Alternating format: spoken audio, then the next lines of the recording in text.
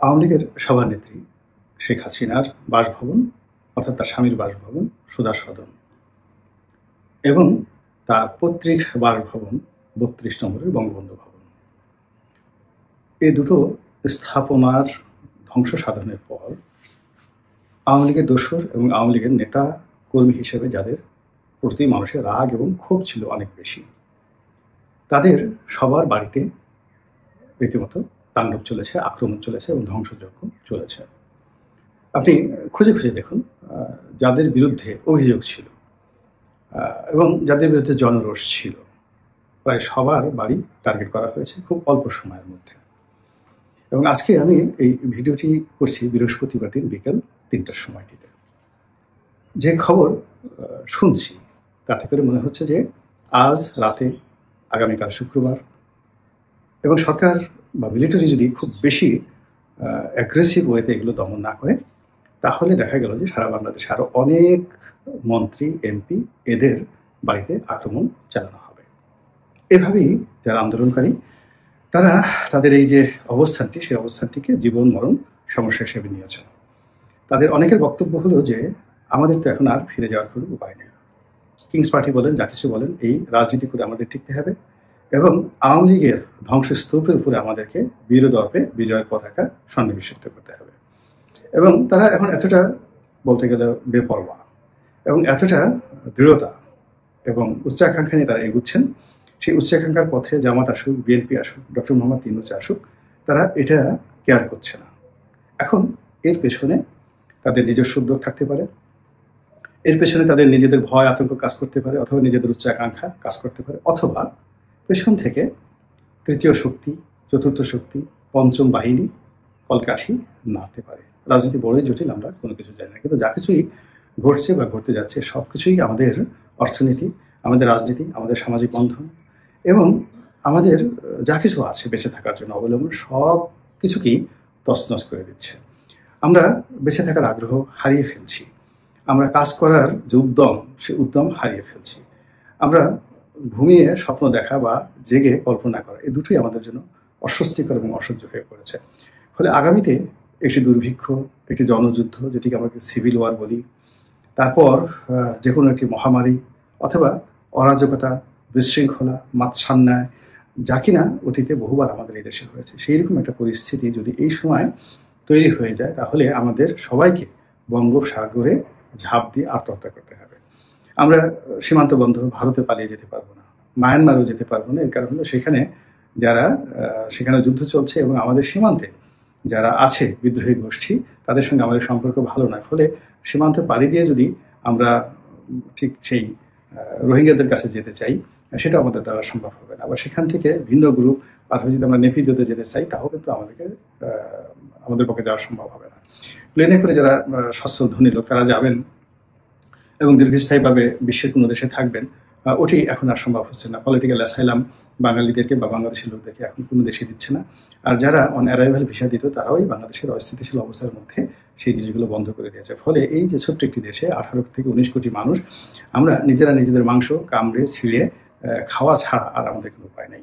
তো এইরকম একটা অস্বস্তিকর যে অবস্থা শুরু হয়েছে, তার মধ্যে কিন্তু আবার নিত্য নতুন আতঙ্ক ছড়িয়ে পড়েছে। এবং এই সময়টিতে আপনি দেখলেন যে অকল্পনীয়ভাবে যেভাবে সুধা সদন এবং ৩২ নম্বরের বাড়ি ভাঙা হলো এবং যেভাবে অন্যান্য আওয়ামী লীগ নেতাদের বাড়িতে আক্রমণ করা হলো, তাতে করে এটা থেমে থাকবে না। অবস্থা দৃষ্টি মনে হচ্ছে এটা বাড়তে থাকবে এবং ক্রমশ এটা বিস্তার লাভ করতে থাকবে। এবং আমাদের দেশের মানুষের যে অ্যাঙ্গারগুলো, সেই অ্যাঙ্গারগুলো বিশেষ করে ৩টি নির্বাচনকে কেন্দ্র করে মারাত্মক অ্যাঙ্গার, এবং এই অ্যাঙ্গারকে আপনি কোনো অবস্থাতেই বন্ধ করতে পারবেন না। তো 2014, 2018 এবং 2024 এই 3টি নির্বাচনে চিন্তা করুন মানুষের অ্যাঙ্গার কাদের প্রতি। যারা ওই সময়টিতে থানার 3 জন করে কর্মকর্তা, অর্থাৎ ওসি সাহেব, ওসি তদন্ত সাহেব এবং আরও 2-3 জন ধরেন সাব ইন্সপেক্টর, মানে একজন সেকেন্ড অফিসার, কিন্তু এরপরেও অতিমাত্রায় আওয়ামী লীগের দলীয়করণ করেছে। ফলে প্রতিটি থানায় অ্যাটলিস্ট 5 জন করে লোক যদি থাকে, 500 থানায় থাকলে 5×5=25, 2500 কর্মকর্তা, 2500 পুলিশ কর্মকর্তা শুধুমাত্র উপজেলা পর্যায়ে। সারা বাংলাদেশে 3টি নির্বাচনে যদি একটা নির্বাচনে 2500 কর্মকর্তা হয়, তাহলে 3টি নির্বাচনে 7500 এই থানা কেন্দ্রিক পুলিশ কর্মকর্তার প্রতি মানুষের ক্ষোভ বিক্ষোভ রয়েছে, তাদেরকে মানুষ শাস্তি দিতে চায়, মারতে চায়, তাদের বাড়িঘর ভাঙতে চায়। এবং এর সঙ্গে যদি আপনি জেলা ধরেন, জেলা পুলিশ, তো জেলা পুলিশের এসপি সহ এডিশনাল এসপি সহ অন্ততপক্ষে 10 জন, তো 64টি জেলা যদি হয়, তো সেখানে আপনি 610 জন লোক আপনি রয়েছে, 64 মানে 640 জন লোক রয়েছে। এর সঙ্গে যদি আপনি মেট্রোপলিটন ধরেন, সব মিলিয়ে ধরেন 1000 এরকম জেলা এবং কেন্দ্রীয় পর্যায়ে কর্মকর্তা, এবং 3টি নির্বাচনে এরকম 3000 পুলিশ কর্মকর্তা, যারা এই 3টি নির্বাচনে আওয়ামী লীগের দোসর হিসেবে কাজ করেছে। তো আগে গেল 7,500 ওসি পর্যায়ে, থানা পর্যায়ে, আর এখানে রইল 3000, তাহলে 10,500 পুলিশ কর্মকর্তা। সিভিল সার্ভিসে আপনি যদি চিন্তা করেন, একটা উপজেলাতে এসি ল্যান্ড থাকে, তারপর শেষে সেখানে টিওনো থাকে, ধরুন আরও 2-1 জন অতি উৎসাহী কর্মকর্তা থাকতে পারে, সব মিলিয়ে এখানে 5 জন ধরেন। 5 জন যদি ধরেন, তাহলে 65টি উপজেলায় 2,500, ওই একই মতো 2,500, 2,500 3টি উপজেলাতে 3টি নির্বাচনে যদি হয় 7,500, জেলা পর্যায়ে অর্থাৎ থানা এবং সিভিল অ্যাডমিনিস্ট্রেশনের হিসাব অলমোস্ট সেম, এবং সেই অর্থে এখানে 10,000, ওখানে 10,000, প্রায় 20,000 সরকারি কর্মকর্তা, যারা ওসি, তারপরে ডিসি, এসপি এবং টিওনো এই পদে কর্মরত ছিলেন। এবং ইতিমধ্যে অনেকেই রিটায়ার্ড করেছেন, চলে গেছেন। অনেকে আছেন যারা টিওনো ছিলেন, তারা এখন জয়েন্ট সেক্রেটারি হয়ে গেছেন, যারা ডিসি ছিলেন তারা ফুল সচিব হয়ে গেছেন। তো এই মানুষগুলোর যে তথ্য এবং ডাটা, তাদের বাড়ি ঘর সব কিছু এই এখন যারা এই মব করছেন বা যারা এই ধরনের তৎপরতা চালাচ্ছেন, তাদের কাছে একেবারে হাল নাগাদ রয়ে গেছে, ইনক্লুডিং মোবাইল নম্বর সহ এবং তাদের বর্তমান আত্মীয় স্বজনের নাম সহ এগুলো ডাটা। এবং এই কাজগুলো কিন্তু গত সেই 2014 সন থেকেই জামাতের লক্ষ্য করছে, বিএনপির লক্ষ্য করছে, ছাত্র দলের লক্ষ্য করছে, শিবিরের লক্ষ্য করছে। এদের একটা তালিকা সবার কাছে আছে।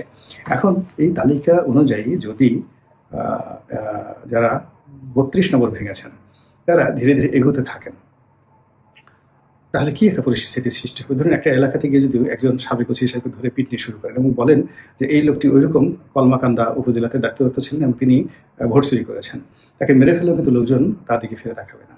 কোনো একজন এসপি সাহেবকে, কোনো একজন ডিআইজি সাহেবকে যদি এইভাবে ধরা হয় এবং যদি তাকে পিটনি দেওয়া হয় যে তিনি এই কাজগুলো করেছেন, কোনো একটা লোক তাদের প্রতি সহানুভূতি জানাবে না, কেউ বলবেও না যে এদেরকে পুলিশের হাতে দাও বা এদেরকে যাকে বলা হয় আশ্রয় দান করো বা এই কাজগুলো অন্যায় হচ্ছে না।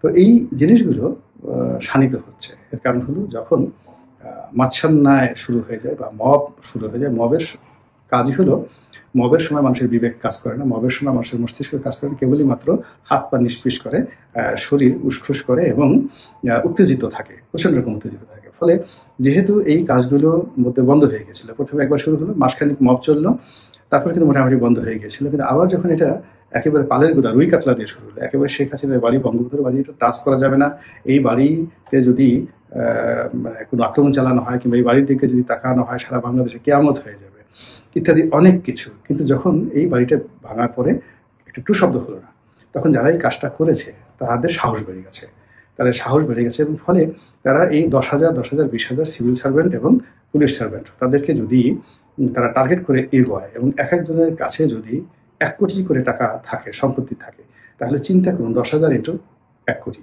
10,000 কোটি টাকার এই যে সম্পত্তি সংক্রান্ত ব্যবসা বাণিজ্য, তাদেরকে ভয় দেখানো, মামলায় জড়ানো, তাদেরকে মারধর করা, এবং সেখান থেকে অ্যাটলিস্ট যদি 25% একটা বেনিফিট কেউ নিতে পারে, তাহলে অলমোস্ট 2,500 কোটি টাকার একটা বিশাল বেনিফিট।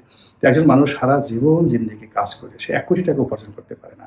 কিন্তু দেখা গেল যে এই মাসখানিক যদি এইভাবে 3টি নির্বাচনের ওসি, ডিসি, এসপি এদেরকে টার্গেট করে একটা কর্মকাণ্ড চালানো যায়, তাতে অন্তত 10টা লক্ষ্য অর্জন করা যাবে। প্রথমত আওয়ামী লীগকে একটা উচিত শিক্ষা দেওয়া যাবে। দ্বিতীয়ত যারা এই ধরনের কর্মকাণ্ড করেছে তাদের জন্য একটা ব্যাড সিগন্যাল, জিন্দিগিতে যেন অপর যারা এখন বর্তমান আছেন তারা এই ধরনের কর্মকাণ্ড করতে সাহসী না হন। তৃতীয়ত যে সরকারি কর্মকর্তাদের মধ্যে যে ধরনের একটা অহমিকা বোধ থাকে, শ্রেষ্ঠত্ব বোধ থাকে এবং একটা ইগোইস্টিক ভাব থাকে, নাকচু ভাব থাকে, পুরো জিনিসটা একদম মাঠে মারা পড়বে। এবং দৃশ্যটা কি দেখেন, অনেক জায়গাতে দেখছি যে পিছন থেকে লাথি মারছে পোশাকধারী লোকজনকে, আর সে দুরন্ত বেগে পালাচ্ছে, হাত পা ধরে কান্নাকাটি করছে, এবং সেই দৃশ্য বাংলাদেশে এখন কিন্তু অহরহ হয়ে গেছে। এবং এই সুদাসর্জন ভাঙা দিয়ে এটা শুরু হলো, বা 32 নম্বর ভাঙা দিয়ে এই জিনিসটা শুরু হলো। তো শুরুটা যেহেতু হলো, এটা শেষ হবে গিয়ে প্রান্তিক লেভেলে।